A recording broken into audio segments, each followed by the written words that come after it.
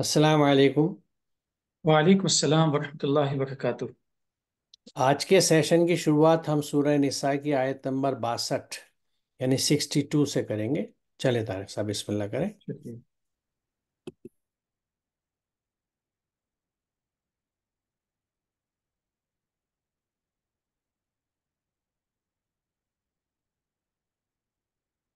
औज़ु बिल्लाहि मिनश शैतानिर रजीम, बिस्मिल्लाहिर रहमानिर रहीम। फकैफ़ इज़ा असाबतहुम मुसीबतुम बिमा क़द्दमत अयदीहिम सुम्मा जाऊका यहलिफून बिल्लाहि इन अरदना इल्ला इहसानन व तौफ़ीक़ा। फिर क्या होगा जब उनके अपने आमाल की वजह से उन्हें कुछ तकलीफ पहुंचेगी, फिर वो आपके पास आएंगे और अल्लाह की कसम खाकर कहेंगे, हमारा इरादा तो बस भलाई और साजगारी का था। यहाँ इस आयत में एक एक एक तस्वुराती चीज पेश की जा रही है कि अगर अमाल सही नहीं है तो फिर हम मुंह दिखाने के लायक कैसे रहेंगे। जैसे हम लोग आम रोजमर्रा की जिंदगी में इस तरह के जुमले इस्तेमाल करते हैं कि अगर हमारा हमारा अमल उस तरह का नहीं है जैसे होना चाहिए, तो हम मुंह दिखाने के लायक कैसे होंगे। अब यहाँ पे एक खास सियाक में बात कही जा रही है कि कुछ लोग हैं जो कहते कुछ हैं करते कुछ हैं। अमल में और फेल में उनके यहाँ तजाद है, जो उनका स्टेटमेंट है, जो एक्शन है, उसके अंदर एक कंट्रडिक्शन पाया जा रहा है। तो ऐसे लोगों के ताल्लुक से बात कही जा रही है कि जब कंट्रडिक्शन है और फिर बात खुल जाएगी तो उस वक्त वो क्या कैसे अपनी उस फजीहत को फेस करेंगे। दूसरा एक और पहलू है जो उसके इब्तिदाई हिस्से में है कि बिमा कद्दमत अयदीहिम। इस बात पे मुख्तलिफ आयतों में इस बात पे बाकायदगी के साथ में वजाहत की गई है कि जो कुछ भी है इंसान के अपने अमाल का नतीजा है, जिसको कुरान ने कई कई अंदाज में, एक अंदाज है लहा मा कसबत व अलैहा मक्तसबत, कि जो कुछ हासिल किया है, अगेंस्ट हो या फेवर में हो, हक में हो या खिलाफ हो, वो बहर सूरत अपने अमाल का ही नतीजा है। लिहाजा हमें इस बात की हमेशा कोशिश करनी चाहिए कि हमारे अमाल अच्छे हों, क्योंकि अमाल अगर अच्छे नहीं है तो उसका अंजाम जो गलत होगा वो हमारे ही सामने खुद से पेश आएगा। और दूसरी चीज ये भी है, जो बेइज्जती है, अपनी अपने आप में शर्मिंदगी का जो एहसास है, जैसे कहते हैं कि खुद में डूब मरने का जो मकाम कहलाता है, इस तरह की जो नफ्सियाती कैफियतें होती हैं उनसे बचने का भी बेहतर तरीका यही है, आमाल भी सही हो और अकवाल भी सही हो। और ऐसा ना हो कि खाली जबानी जमा खर्च हो, सब कुछ अच्छा अच्छा कह दिया और अमली तौर पर जिंदगी बिल्कुल तहीदामन हो, बिल्कुल खाली हो। जी हाँ, देखिए ये जो सिलसिला गुफ्तगू है यानी जिन लोगों का यहाँ जिक्र है कि जब उनके अपने अमाल की वजह से उन्हें कुछ तकलीफ पहुंचेगी, तो ये वो लोग हैं जिनका जिक्र पिछले सेशन में हमने किया था आयत नंबर 60 में। कैसे लोग थे कि दोगले या दोहरी शक्ल रखने वाले लोग, कि वो दावा ये करते थे, बल्कि दावा ही का जोम ये करते थे कि मैं अल्लाह पर, ये उसकी लाई हुई किताब और रसूल पे हम यकीन रखते हैं, ईमान रखते हैं। लेकिन वो अपने मामलात जो थे, उनके फैसले जो थे, वो तागूती क़ुव्वतों से यानी अल्लाह के अहकामात से हटके जितनी भी चीज़ें हैं, जो सरकश क़ुव्वतें हैं, उनके हिसाब से फ़र्क कराते थे। तो यानी यहाँ एक ऐसे लोगों का जिक्र है जिनका ज़बानी तो पूरा ऐलान है, क्लेम है, बल्कि जोम के साथ है कि हम ईमान वाले हैं, अल्लाह पर, उसकी किताब पर ईमान रखते हैं, रसूल पे ईमान रखते हैं। लेकिन उनके ज़िंदगी के फैसले और मामला जो हैं वो अल्लाह और रसूल के अहकामात के हिसाब से नहीं होते, बल्कि दूसरी सरकश क़ुव्वतों के, शयातीन के अहकामात या हिदायत, जो बेसिकली उनके अपने ख्वाहिशात होते हैं, जज्बात होते हैं या अपने तकाज़े होते हैं, उन ख्वाहिशात को पाने के लिए उनके तहत वो अपने फ़ैसले करते हैं। तो ऐसे लोगों की कैफियत के बारे में यहाँ जिक्र है कि जब उनको अपने अमाल की वजह से तकलीफ़ पहुँचती है, क्योंकि हम जो कुछ करते हैं उसके असरात हमारे ऊपर आते हैं, हमारे सामने आते हैं, हमारे गिरदो पेश में आते हैं। तो जब हमने एक चीज़ को अल्लाह के अहकामात के हिसाब से नहीं किया, बल्कि दूसरे तरीके से किया, ये सोचते हुए कि इस वक्त के हिसाब से ये बेहतर रास्ता होगा। ये बात मैं इसलिए ख़ास तौर से कह रहा हूँ कि मुझसे इस मौजू पे अक्सर लोगों की गुफ्तगू हो जाती है, और जो कुरान हमें जो किरदार और जो अखलाक देता है, जिसमें ममानियत है कि कोई चीज़ बुरी नहीं कहनी ज़बान से, और कोई बुराई भी करे तो उसके बदले में हमें अच्छाई करनी है, यानी जो पॉजिटिव पैगाम है कुरान का, जो पॉजिटिव किरदार कुरान बनाना चाहता है, تو آج کے زمانے میں بہت سے لوگ ایسے ہیں جن سے میری گفتگو ہوئی کہ وہ ایک عجیب کیفیت میں ہوتے ہیں، وہ کہتے ہیں صاحب یہ کیسا ممکن ہے؟ اچھا، یہ کہتے وقت وہ یہ نہیں سوچتے کہ وہ میں کوئی اپنا اوپینین تو نہیں رکھ رہا، وہ ایک طرح سے قرآن کو اور قرآن کی حکمت کو چیلنج کر رہے ہیں، لیکن اس بات کو نہیں سمجھتے، غافل ہیں، یا اتنا آبسیسڈ ہے ان حالات کے تحت اور ان حالات میں جو عموماً لوگ کرتے ہیں، کیونکہ اگر کسی نے برا کہا ہے تو ہمیں غصہ کرنا ہے، یہ ایک نارم ہے آج کا. کسی نے اگر برا کہا ہے تو ہمیں ری ایکٹ کرنا ہے، زبان سے کرنا ہے یا ہاتھ سے کرنا ہے، یہ نارم ہے آج کا. تو ان نارمس میں اور آج کے زمانے میں، اچھا یہی چیز ہے جو، یہی تو طاغوت ہے. طاغوت جو ہے وہ کوئی ایسی چیز نہیں ہے کہ جیسے ستارے نظر آتے ہیں الگ سے کوئی ہمیں دکھ رہا ہے، یہ ہمارے اندر ہے، ہمارے ری ایکشنس ہیں، کہ ہم کسی بات پہ بھی جو رد عمل کرتے ہیں وہ کس طرح ہوتا ہے، اللہ کے احکامات کے تحت ہوتا ہے یا جذبات کے تحت ہوتا ہے، خواہشات کے تحت ہوتا ہے. اور یہ کہیں کہیں پہ بالکل اسپلٹ سیکنڈ ڈیسیزن ہوتا ہے یا کرنا پڑتا ہے، کہ ایک دم کوئی غلط بات کان میں پڑی، کسی نے کہا، تو ہمیں اس وقت اپنے آپ کو روکنا ہے اور اللہ کے احکامات کے حساب سے ہمیں ری ایکٹ کرنا ہے. یعنی حقیقت یہ ہے کہ ری ایکٹ ہی نہیں کرنا، ایک دم ٹھنڈا رہنا ہے، زبان سے جو بات نکالنی ہے اچھی نکالنی ہے. تو جب ہم یہ سمجھتے ہیں کہ نہیں بھائی ٹھیک ہے، وہ اللہ کا احکامات ہیں، مجھے نہیں پتا وہ کیا سوچتے ہوں گے، لیکن وہ زبان سے سب کے اقرار کے باوجود وہ اپنے کام اسی اسٹریٹجی سے کرتے ہیں جیسے آج کل ہم اپنے مسائل کے لیے اپنی اسٹریٹجیز بنا رہے ہیں. اور آج کے حالات میں بھی ہم یہ نہیں دیکھ رہے، یہ نہیں سوچ رہے کہ باضابطہ طور سے، خاص طور سے انڈیویجلی تو بہت لوگ سوچ رہے ہوں گے، انفرادی طور پر بہت لوگ سوچ رہے ہوں گے جیسے ہم لوگ سوچ رہے ہیں، لیکن اجتماعی طور سے کہیں پہ اس طرح کی چیز یا تحریک نظر نہیں آتی کہ رجوع الی قرآن یا قرآن کی طرف لوٹنے کی طرف کوئی بات بڑے اجتماعی سطح پہ چل رہی ہو، باضابطہ چل رہی ہو. یہ کہا جا رہا ہو کہ جب تک ہم قرآن کے حساب سے اپنے آپ کو مولڈ نہیں کریں گے، اپنے اندر وہ چینجز نہیں لائیں گے، وہ تبدیلی نہیں لائیں گے جو آنی چاہیے ایک مسلم کے اندر، اس وقت تک حالات نہیں سدھریں گے. تو ایسے میں پھر کیا ہوتا ہے کہ جب وہ نتیجے خراب آتے ہیں ان خراب اعمال کے، تو پھر یہ لوگ یعنی اٹپٹاتے ہیں، گھبراتے ہیں. اور اس وقت کے حساب سے ہم یہ کہہ سکتے ہیں کہ جب یہ حرکتیں کر کے رسول کے پاس جاتے تھے اور قسمیں کھا کے کہتے تھے کہ ہماری نیت تو اچھی تھی، ہم تو کچھ اچھا ہی کرنا چاہتے تھے، حالات بہتر کرنا چاہتے تھے، سازگار کرنا چاہتے تھے. آج کے کنٹیکسٹ میں ہم یہ سمجھ سکتے ہیں کہ وہ ان نتائج کو بھی دوسروں کو جسٹیفائی کریں گے، بھئی ہم نے تو اپنی سے کوشش کری تھی، سب لوگ اسی طرح کرتے ہیں، ہم نے بھی ایک اسٹریٹجی بنائی تھی، ہم نے بھی کام کیا تھا. وہ یہ نہیں سوچیں گے، نہ یہ کہیں گے کہ یہ اللہ کے احکامات کے حساب سے نہیں تھا، جو گائیڈنگ پرنسپلس اللہ کی تھی اس کے حساب سے نہیں تھا. تو گویا ایک منافقانہ روش جو ہے، جو لوگ دوہری زندگی، دوہرے چہرے رکھتے ہیں، ہپوکریٹس ہے، ان کی روش کے بارے میں بتایا گیا ہے کہ وہ لوگ منہ سے کچھ طرح بھی اعلان کرتے ہیں، اور اس کی پہچان کیا ہوگی کہ کوئی آدمی کتنا ہی زوم رکھتا ہو دینداری کا، اگر اس کی زندگی کے معاملات آپ کو قرآن کے احکامات کے حساب سے نہیں دکھ رہے، تو یہ طے بات ہے کہ اس کے یہی دوہرا پن ہے، اور اس کے نتائج اس کے اوپر، اس کے گھر والوں کے اوپر، سب کے اوپر وہی آئیں گے جو آنے چاہیے اس راستے پہ چلنے کے. تو ایسے میں ہمیں یہ خیال رکھنا چاہیے جیسا آپ نے فرمایا کہ ایمان جو ہے وہ صرف محض عقیدے تک رہنے سے بات نہیں ہے جب تک کہ عمل میں نہ آئے. اللہ کی کتاب پہ، اللہ کے احکامات پہ ایمان رکھنا، اس کی سچائی کا قائل ہونا، اس سے محبت رکھنا، اس سے جذباتی وابستگی رکھنا، سب اپنی جگہ ٹھیک ہے، لیکن اگر وہ عمل میں نہیں آتا تو بات نہیں بنتی، وہ نتیجے حاصل نہیں ہوتے. اور عمل میں وہ جب تک نہیں آ سکتا جب تک کہ ہم اسے ظاہر پڑھ کے سمجھیں نہیں اور اس پہ عمل کرنا نہ شروع کریں. تو اگر قرآن اسی طرح، جو حالت ہمارے گھروں میں قرآن کی ہے، اگر اسی کیفیت میں رہے گا تو جانے انجانے میں ہم سب کی ہی کیفیت ہوگی کہ ہم جس اسلام کو اسلام کلیہ طور سے سمجھتے ہیں، کہ جو ہم ریچولس ادا کرتے ہیں، جو چیزیں ہم کرتے ہیں اور اس کو کر کے ہمارا اسلام مکمل ہے اور ہماری لیے جنت بھی پکی ہے، تو نہ ہم قرآن کو سمجھیں گے نہ اس پہ عمل کریں گے. تو پھر ہماری زندگی کے فیصلے جو ہیں وہ غیر قرآنی انداز کے ہوں گے. بھلے ہی ہم کسی بھی انداز سے اپنے حساب سے، یا جو ارکان اسلام کے ہم سمجھتے ہیں کہ یہی اسلام کل ہے، ہم اس پہ عمل کتنا ہی کرتے رہیں، لیکن ہماری زندگی کے فیصلے اور ہماری زندگی کے روش اور ڈگر جو ہے وہ اگر قرآن کے احکامات کے آپ سے نہیں بنتی تو نہ وہ کردار بنے گا، نہ وہ نتائج نکلیں. تو اس چیز کو ہمیں آج کے کنٹیکسٹ میں، آج کے پیرائے میں بھی سمجھنا بہت ضروری ہے کہ ہمارے پاس کوئی چارہ نہیں ہے اپنے آپ کو چینج کرنے کے علاوہ کہ ہم قرآن کے احکامات سے اپنے آپ کو بنائیں. جو ہماری اکثریت آج نہیں.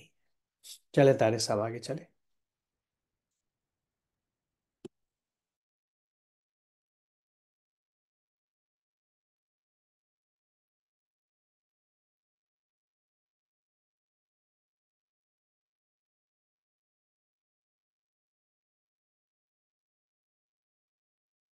اولئک الذین یعلم اللہ ما فی قلوبہم فاعرض عنہم وعظہم وقل لہم فی انفسہم قولا بلیغا.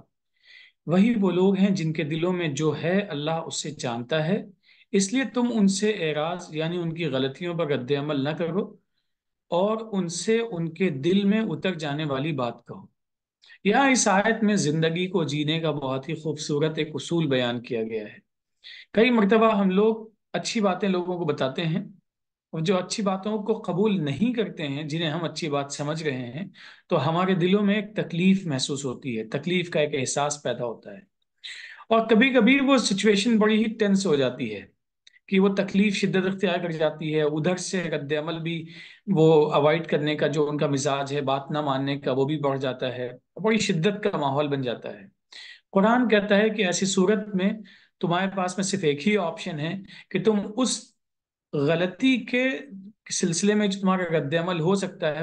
اس رد عمل سے یا ری ایکشن سے بچو جس کے نتیجے میں تمہیں بلا وجہ کے دروازے بند ہو جائیں، تعلقات ختم ہو جائیں،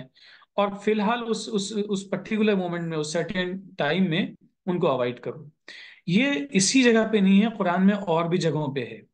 جہاں پہ کہا گیا ہے کہ اگر مذاق کی کیفیت ہو، جہاں پہ اللہ کی نشانیوں کا مذاق بنایا جا رہا ہو، یعنی اللہ اور اس کی جو بھی متعلق چیزیں ہیں، نشانیوں کا مذاق بنایا جا رہا ہو، تو وہاں پہ اوائڈ کرو اس سچویشن کو، وہاں سے اٹھ جاؤ. جیسے ہی تم کو یاد آئے فوراً اس محفل سے اٹھ جاؤ، اور پھر اس کے بعد میں دوبارہ سے پھر سے واپس آ جاؤ. یہاں پہ عزہم کا لفظ ہے. پہلی چیز اعراض کرو. جب کوئی ایسی تکلیف دہ صورتحال ہو جہاں پہ اچھی باتوں کے خلاف ماحول پیدا ہو رہا ہے، تو اس صورتحال سے بچو اور وہاں پہ غلط طریقے سے کسی بھی طریقے سے ری ایکٹ مت کرو. لیکن پھر جیسے ہی موقع ملتا ہے عزہم، نصیحت کرو. یعنی اچھی بات کہنے کے دروازے بند نہیں کرنے چاہیے. کئی مرتبہ ہم لوگ جذبات سے اس قدر مغلوب ہو جاتے ہیں، ایسا لگتا ہے کہ کسی نے اچھی بات نہیں قبول کی تو بس قیامت آنے والی ہے، اس کے بعد دروازے بند ہو چکے ہیں، کچھ ہونے والا نہیں ہے. اس کا ایک اور پہلو بھی ہے کہ ہم نفسیاتی طور پہ مریض بن جاتے ہیں. بلا وجہ شکایتیں، بلا وجہ لوگوں سے کدورت، بلا وجہ الجھن کا شکار ہو جاتے ہیں. قرآن کہتا ہے اس سچویشن کو اوائڈ کرو،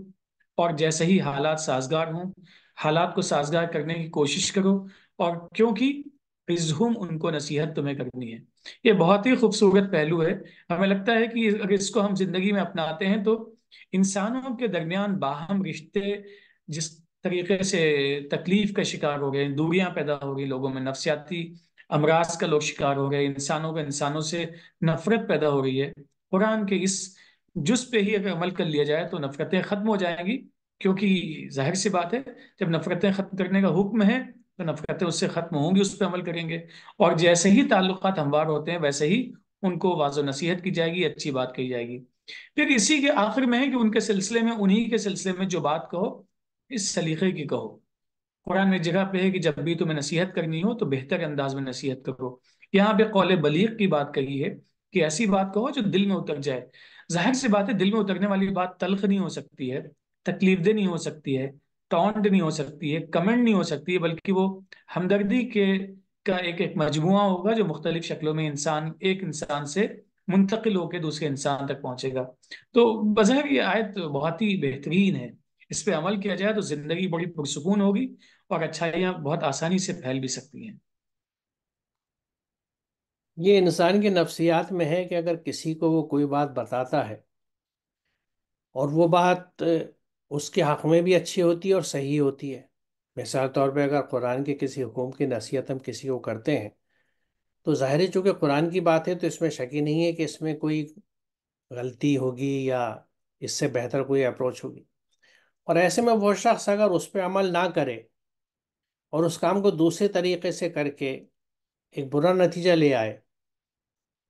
تو ہمارا رد عمل دوسرا ہوتا ہے جب وہ ہمارے پاس آتا ہے. اس کو خاص طور سے اگر ہم اپنے فیملی ممبرس میں دیکھیں، اکثر ہم اپنے یعنی پارٹنرز کو سمجھاتے ہیں. گھر میں جو ہمارے پارٹنر ہیں یعنی شوہر بیوی کو یا بیوی شوہر کو، کیونکہ ہم یہ دونوں رشتے جو ہے ایک دوسرے کے ولی اور ہمدرد ہوتے ہیں. تو کسی کو کوئی بات بتائی، اپنے چھوٹوں کو بتاتے ہیں، بچوں کو بتاتے ہیں، اور وہ جب اس پہ عمل نہ کر کے اپنے حساب سے کر کے کوئی غلط نتیجہ لے کے آ جاتے ہیں اور پھر اطلاع دیتے ہیں کہ یہ گڑبڑ ہو گئی، تو اس وقت ہمارا ایک قدرتی ری ایکشن یہ ہوتا ہے کہ میں نے منع ہی کیا تھا، میں نے کہا تھا نا، اب بھگتو نتیجہ.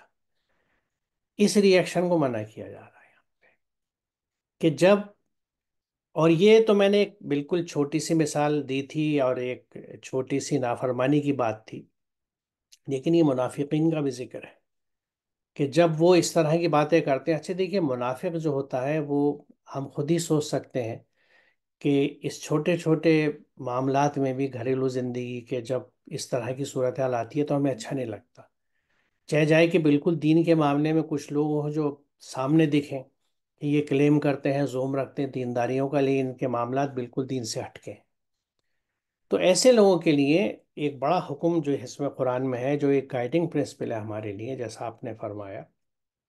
کہ ان سے اعراض برتو. تو اب یہاں میں ایک چیز کی وضاحت کر دوں کہ اعراض جو ہے وہ ان افراد سے نہیں ہے، ان کی حرکتوں سے ہے. کیونکہ ان کو ہمیں اوائڈ نہیں کرنا، ان سے نہیں بچنا، لیکن ہاں ان کی ان حرکات کا اثر اپنے اوپر نہیں لینا، اس پہ ری ایکٹ نہیں کرنا، اور ان کو برا بھلا اس سلسلے سے بالکل نہیں کہنا. یعنی کنفرنٹیشن اوائڈ کرنا ہے، ری ایکشنس اوائڈ کرنے ہیں، ایک طرح سے اس بات کو پی جانا ہے، بالکل برداشت کر لینا ہے. اور پھر کسی موقع کا انتظار کرنا ہے کہ کبھی موقع ہو تو احسن طریقے سے پھر انہیں صحیح راستے کی طرف رہنمائی کی جائے.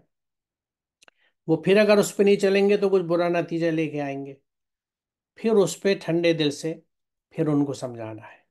تو یعنی یہاں منافقین کے تئیں بھی جو قرآن مسلمانوں کو رویہ بتاتا ہے، وہ یہ بتاتا ہے کہ آپ کو ہمت نہیں ہارنی ہے، ان کو نصیحت کرتے رہنا ہے، ان کو صحیح راستے کی طرف بتاتے رہنا ہے، اور اس انداز سے بتانا ہے کہ وہ بالکل دل پذیر ہو، ایٹریکٹیو ہو، ایسا ہو جو دل میں اتر جائے بات. اچھا، کسی کے دل میں بات اتارنے کے لیے اس سے رشتے بنانے ہوتے ہیں، کیونکہ کسی ایک سے پہلی ملاقات میں یا نئی ملاقاتوں میں آپ ایسی بات نہیں کہہ سکتی، کیونکہ نہ آپ اس کے مزاج کو سمجھیں گے، کیا چیز اسے اچھی لگتی ہے. تو ان لوگوں سے ربط میں رہ کے اور پھر مناسب موقع پہ بہترین انداز سے، اس انداز سے کہ وہ بات دل میں اتر جائے، جسے کہتے ہیں کہ جب لوہا گرم ہو جب چوٹ مارو، strike when iron is hot. تو جب ساتھ رہتے ہیں تو احساس ہو جاتا ہے کہ اس وقت یہ آدمی شاید جس جذباتی کشمکش میں ہے، تو ہم اسے پھر اگر بتائیں دیکھو صحیح راستہ یہ ہے، اگر تم اس پہ چلو گے، اتنے راستے تم نے ٹرائی کری ہے، ذرا اسے بھی تو ٹرائی کر کے دیکھو. تم نے ساری حکمت عملی ہے، ساری اسٹریٹجیز اپنی ورک آؤٹ کر لی، اب ایک منٹ یہ دیکھو یہ اللہ کا کیا حکم ہے، کیا کہتے ہیں، اس کو کر کے دیکھو. تو یہ انداز سے جڑے رہنا ہے. وہ یہ جیسا آپ نے بالکل فرمایا کہ یہ تو بات منافقین کی تھی، جہاں پہ یہ کہا گیا ہے دو جگہ واضح طور سے قرآن میں یہ بات ہے کہ جہاں کہیں پہ اللہ اور اس کے رسول کی، اس کی آیات کا مذاق اڑایا جا رہا ہو تو تم وہاں سے ہٹ جاؤ جب تک کہ وہ موضوع نہ بدل. یعنی قرآن کا حکم یہ ہے جو ہم سب پر بائنڈنگ ہے، جو اپنے آپ کو مسلمان سمجھتے ہیں اور کہتے ہیں اور کلیم کرتے ہیں، اور آیت نمبر 60 کے حساب سے زوم رکھتے ہیں اس بات کا،